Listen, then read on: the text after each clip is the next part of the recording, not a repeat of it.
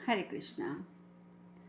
भीष्म जी कहते हैं, युधिष्ठिर, जो तुमने प्रश्न किया है उस विषय में नारद तथा ब्रह्मऋषि असित देवल के संवाद रूप प्राचीन इतिहास का उदाहरण दिया जाता है।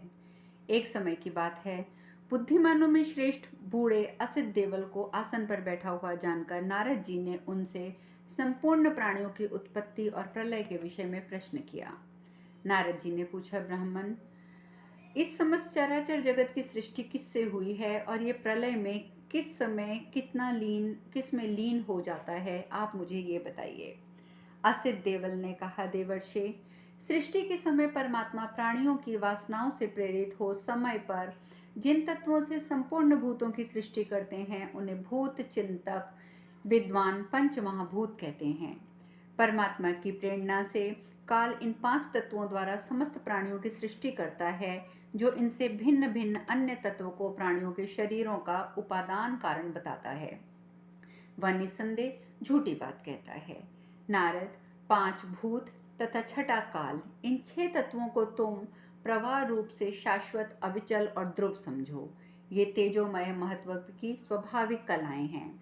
जल, आकाश, पृथ्वी, वायु और अग्नि, इन भूतों से विभिन्न कोई तत्व नहीं है, कभी कोई तत्व नहीं था, इसमें संशय भी नहीं है। किसी भी युक्ति या प्रमाण से इन 6 के अतिरिक्त और कोई तत्व नहीं बताया जा सकता, इसलिए जो कोई दूसरी बात कहता है वह निसंदेह झूठ बोलता है। तुम सभी कार्यों में अनुगत इन 6 तत्वों का और जिसके ये कार्य हैं उन कारण को भी जानते हो। 5 महाभूत, काल तथा विशुद्ध भाव और अभाव अर्थात नित्य आत्म तत्व और परिवर्तनशील महत्व, ये 8 तत्व नित्य हैं।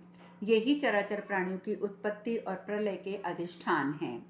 सब प्राणी उन्हीं में लीन होते हैं और उन्हीं से उनका प्राकट्य भी होता है। जीवों का शरीर नष्ट हो जाने पर 5 भागों में विभक्त होकर अपने अपने कारण में विलीन हो जाता है। प्राणियों का शरीर पृथ्वी का विकार, श्रोत्रेंद्रियां आकाश से उत्पन्न हुई, नेत्रेंद्रियां सूर्य से, प्राण वायु से तथा रक्त जल से उत्पन्न हुए हैं। विद्वान पुरुष ऐसा मानते हैं कि नेत्र, नासिका, कर्ण, त्वचा और 5वीं जिह्वा, ये 5 ज्ञानेंद्रियां ही विषयों को ग्रहण करने वाली हैं। बाह्य पदार्थों को देखना, सुनना, सूंघना, छूना, रस लेना, यह क्रमशः नेत्र आदि 5 इंद्रियों के कार्य हैं। इन्हें युक्ति से तुम इन इंद्रियों के गुण ही समझो। 5 इंद्रियां 5 विषयों में 5 प्रकार से विद्यमान हैं। नेत्र आदि 5 इंद्रियों द्वारा रूप, गंध, रस, स्पर्श, शब्द, ये 5 गुण दर्शन आदि 5 प्रकार से उपलब्ध किए जाते हैं। रूप, गंध, रस, स्पर्श, शब्द, इंद्रियों के इन 5 गुणों को स्वयं इंद्रियां नहीं जानती हैं। उन इंद्रियों द्वारा क्षेत्रज्ञ अर्थात जीवात्मा ही उनका अनुभव करता है। शरीर और इंद्रियों के संघात से चित्त श्रेष्ठ है, चित्त से मन श्रेष्ठ है, मन से बुद्धि श्रेष्ठ है और बुद्धि से भी क्षेत्रज्ञ श्रेष्ठ है। जीव पहले तो इंद्रियों द्वारा उनके अलग अलग विषयों को प्रकाशित करता है, फिर मन से विचार करके बुद्धि द्वारा उसका निश्चय करता है। युक्त युक्त जीव ही इंद्रियों द्वारा उपलब्ध विषयों का निश्चित रूप से अनुभव करता है। अध्यात्म तत्वों का चिंतन करने वाले पुरुष 5 इंद्रियों तथा चित्त, मन और 8वीं बुद्धि, इन 8 को ज्ञानेंद्रिय कहते हैं।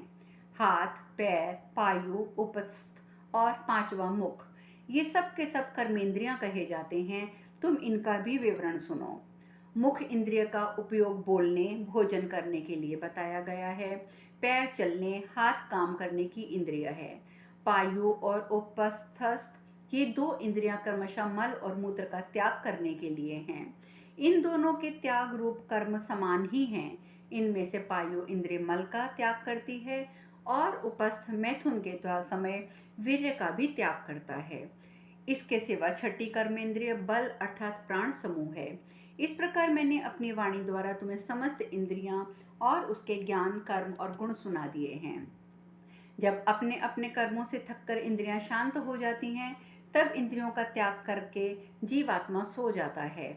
इंद्रियों के उपरत हो जाने पर यदि मन निवृत्त ना हो, विषयों का सेवन करता है तो उसे स्वप्न दर्शन की अवस्था समझना चाहिए। जो सात्विक, राजस और तामस भाव प्रसिद्ध है, वे ही जब भोग प्रदान करने वाले कर्मों से संयुक्त होते हैं तब उन सात्विक आदि भावों की मनुष्य प्रशंसा करते हैं। आनंद, सुख, कर्मों की सिद्धि, जानने की सामर्थ्य और उत्तम गति, ये 4 सात्विक भाव हैं। सात्विक पुरुष की स्मृति इन्हीं 4 निमित्तों का आश्रय लेती है, अर्थात सात्विक पुरुष जागृत काल की भांति स्वप्न का भी आनंद लेकर भावों में स्मरण करता है। इनसे भिन्न राजस और तामस प्राणियों के जिस किसी एक श्रेणी के जीव में जो जो भाव, वासनाएं, विधि का आश्रय लेकर स्थित हैं, उन्हीं भावों को उनकी स्मृति ग्रहण करती है, अर्थात जागृत और स्वप्न दोनों ही अवस्थाओं में उन मनुष्यों को अपनी अपनी रुचि के अनुसार राजस और तामस पदार्थों का सदा प्रत्यक्ष दर्शन होता है। जैसे इस जगत में घट आदि कोई वस्तु उत्पन्न होती और फिर नष्ट हो जाती है, उसी प्रकार प्रारब्ध, पुण्य और पाप का क्षय होने पर शरीर पंच तत्व को प्राप्त हो जाता है और संचित पुण्य और पाप से प्रेरित होकर जीव समयानुसार कर्म जनित दूसरे शरीर में प्रवेश करता है। जिस प्रकार घर में रहने वाला पुरुष एक घर के गिरने पर दूसरे में और दूसरे के गिरने में तीसरे पर चला जाता है, उसी प्रकार काल से प्रेरित हुआ जीव क्रमशः एक एक शरीर को छोड़कर पूर्व संकल्प के द्वारा निर्मित दूसरे दूसरे शरीरों में जाता है। विद्वान पुरुष ये निश्चित रूप से जानते हैं कि आत्मा शरीर से सर्वथा भिन्न, असंग और अविनाशी है, अतः शरीर का वियोग होने पर भी उन्हें तनिक भी संताप नहीं होता। परंतु अज्ञानी जन देह से अपना संबंध मानते हैं, इसलिए देह छूटने से उन्हें बड़ा दुख होता है। यह जीव वास्तव में किसी का कोई नहीं है और कोई दूसरा ही उसका सब कुछ है।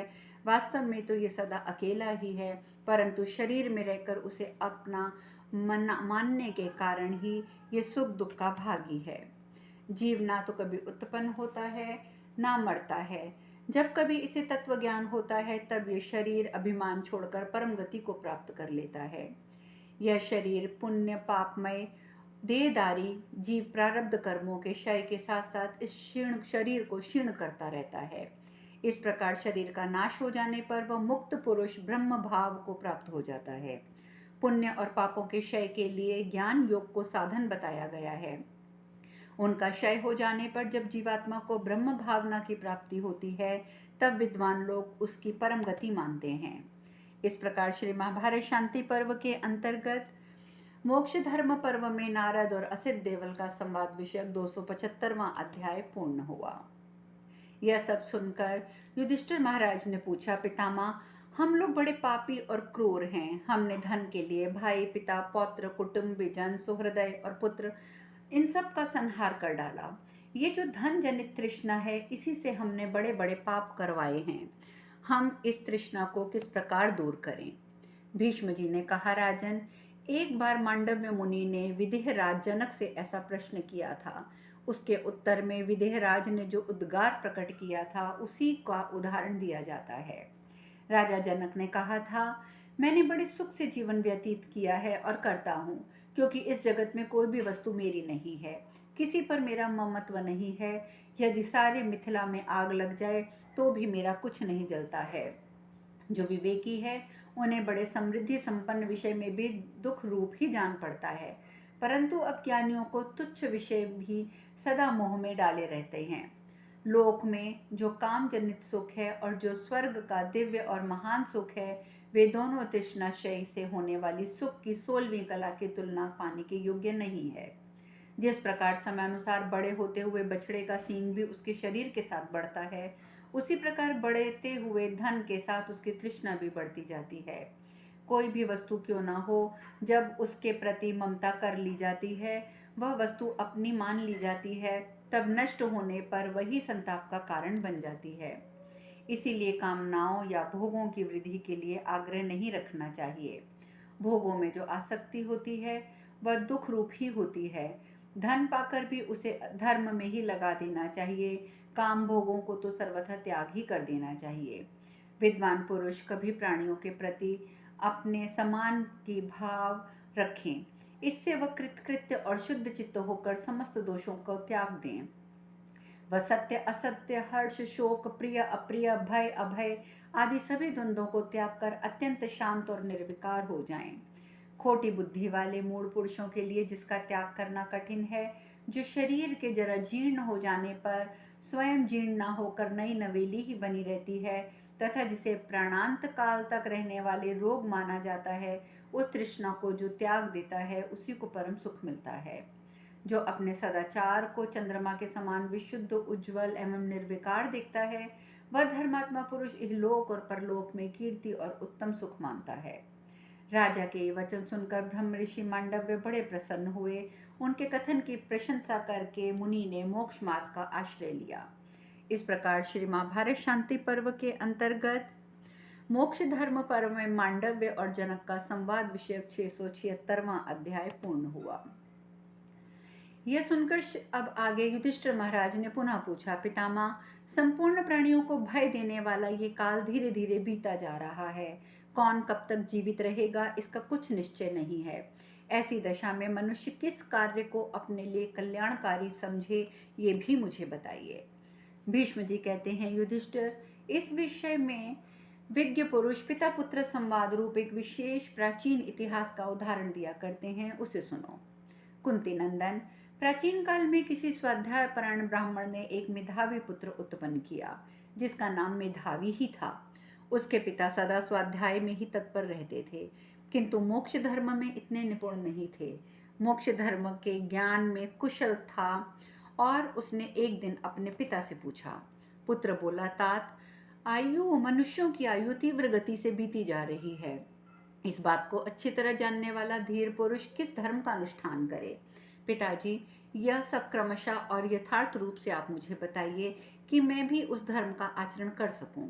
पिता ने कहा, बेटा, द्विज को चाहिए कि पहले वह ब्रह्मचार्य आश्रम में रहकर वेदों का अध्ययन कर ले, फिर पितरों का उद्धार करने के लिए गृहस्थ आश्रम में प्रवेश करके पुत्र उत्पादन की इच्छा करे, वहां विधि पूर्वक अग्नियों की स्थापना करके उनमें विधिवत अग्निहोत्र करे। जिस प्रकार यज्ञ कर्म का संपादन करके वानप्रस्थ आश्रम में प्रविष्ट हो मुनिवृत्ति से रहने की इच्छा करे। पुत्र ने पूछा, पिताजी, यह लोक तो किसी के द्वारा अत्यंत ताड़ित और सब ओर से घिरा हुआ जान पड़ता है। यहाँ ये अमोघ वस्तुएं निरंतर हम लोगों पर टूटी पड़ती हैं। ऐसी दशा में आप धीर पुरुष के समान कैसे बातचीत कर रहे हैं? पिता ने कहा, पुत्र, तुम मुझे डराने की चेष्टा क्यों कर रहे हो? भला ये लोग कैसे ताड़ित हो सकता है और किसने इसे घेर रखा है, और यहाँ कौन सी अमोघ वस्तुएं हम पर टूटी पड़ी हैं? पुत्र बोला, पिताजी, देखिए, मृत्यु सारे जगत को पीट रही है। बुढ़ापे ने इसे घेर लिया है। ये दिन और रात्रियां हम पर टूटी पड़ती हैं। इस बात को आप समझ क्यों नहीं रहे हैं? जब मैं ये अच्छी तरह जानता हूँ कि मौत मेरे कहने से क्षण भर भी नहीं रुक सकती और मैं ज्ञान रूपी कवच से अपने को बिना ढके हुए विचर रहा हूँ, तब ये समझकर भी मैं अपने कल्याण साधन के एक क्षण के लिए भी प्रतीक्षा कैसे करूँ? जब प्रत्येक रात बीतने के समय आयु क्षीण होकर कुछ न कुछ थोड़ी सी होती चली जाती है, तब छिछले पानी में रहने वाली मछली के समान कौन सुख पा सकता है? जैसे मनुष्य वन में फूल चुन रहा हो, उसी बीच में कोई हिंसक जीव उस पर आक्रमण कर दे, उसी प्रकार जब मनुष्य का मन दूसरी और विषय भोगों में लगा होता है, उस समय उसकी इच्छा पूर्ण होने से पहले ही सहसा मौत आकर उसे दबोच लेती है। इसलिए जिस काम को कल करना हो उसे आज कर लो, जिसे अपराह्न में करना हो उसे पूर्वाह्न में कर डालो, क्योंकि मृत्यु इस बात की प्रतीक्षा नहीं करती कि ये काम पूरा होगा या नहीं। जो कल्याणकारी कार्य है उसे आप आज ही कर डालिए। ये महान काल आपको लांग ना जाए, क्योंकि कौन जानता है कि आज किसकी मृत्यु की घड़ी आ पहुंचेगी। सारे काम अधूरे रह जाते हैं और मृत्यु अपनी ओर खींच ले जाती है। इसीलिए युवावस्था में मनुष्य को धर्म का आचरण करना चाहिए, क्योंकि जीवन का ठिकाना नहीं है। धर्माचरण करने से इस लोक में प्रसन्नता प्राप्त होती है और मृत्यु के पश्चात परलोक में अक्षय सुख की प्राप्ति होती है। जिस पर मोह का आवेश होता है वही स्त्री पुरुषों के लिए तरह तरह के काम धंधों की खटपट में भी लगा रहता है। वह करने और ना करने योग्य काम करके इन सबको संतोष देता है और पुत्रों और पशुओं से संपन्न हो।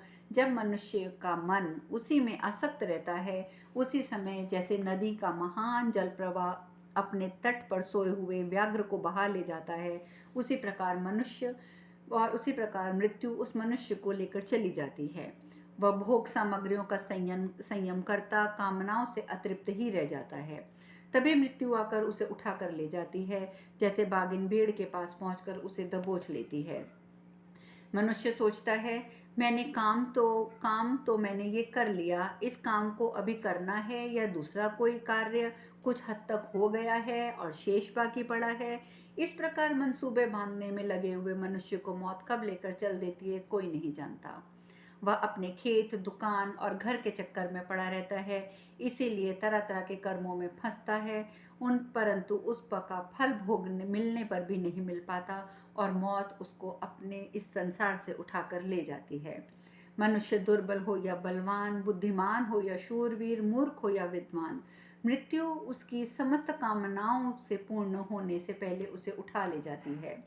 पिताजी, जब इस शरीर में मृत्यु, जरा, व्याधि, अनेक कारणों से होने वाले दुखों का तांता बंधा ही रहता है और मनुष्य किसी प्रकार भी उनसे अपना पिंड नहीं छुड़ा सकता है, तब ऐसी दशा में आप निश्चिंत से क्यों बैठे हैं?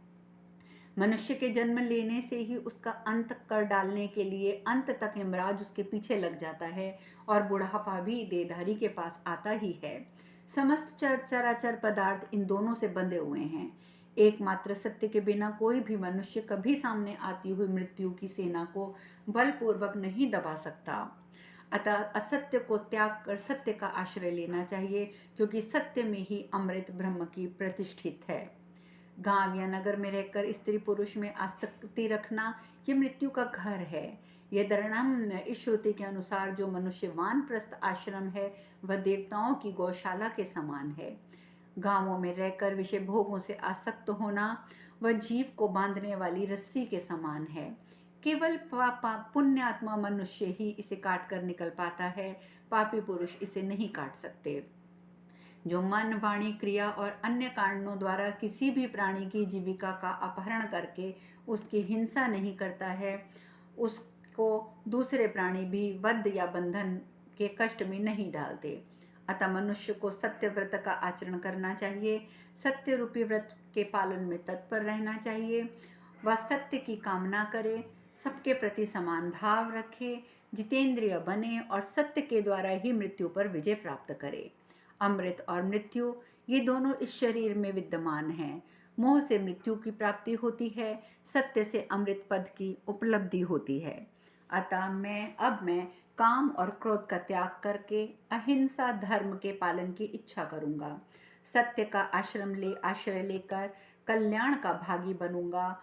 अमर की भांति मृत्यु को दूर हटा दूंगा। सूर्य के उत्तरायण होने पर शांतिमय यज्ञ में तत्पर, जितेंद्रिय, ब्रह्म यज्ञ परायण, मननशील होकर मैं जब स्वाध्याय करूंगा। मेरे जैसा ज्ञानवान पुरुष हिंसा प्रधान पशुओं द्वारा कैसे यजन कर सकता है, अथवा पिशाच के समान विनाशशील क्षत्रिय यज्ञों के अनुष्ठान में कैसे प्रवृत्त हो सकता है और या करता है, उसको दूसरे प्राणियों का भी वध या बंधन कष्ट में नहीं डालते।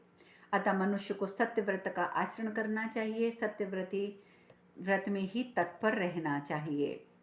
जिसकी वाणी और मन सदा एकाग्र रहते हैं, जिसमें तप, त्याग और योग तीनों का समावेश है, वह उनके द्वारा सब कुछ पा लेता है। पिताजी, मैं आत्मा से अपने आप में उत्पन्न हुआ हूँ, अपने आप में स्थित हूँ, मेरा कोई संतान नहीं है, मैं आत्मयज्ञ का ही यजमान होऊंगा, मुझे संतान नहीं ताड़ सकती। संसार में ब्रह्म विद्या के समान कोई नेत्र नहीं है, ब्रह्म विद्या के समान कोई फल नहीं है, राग के समान कोई दुख नहीं है और त्याग के समान कोई सुख नहीं है।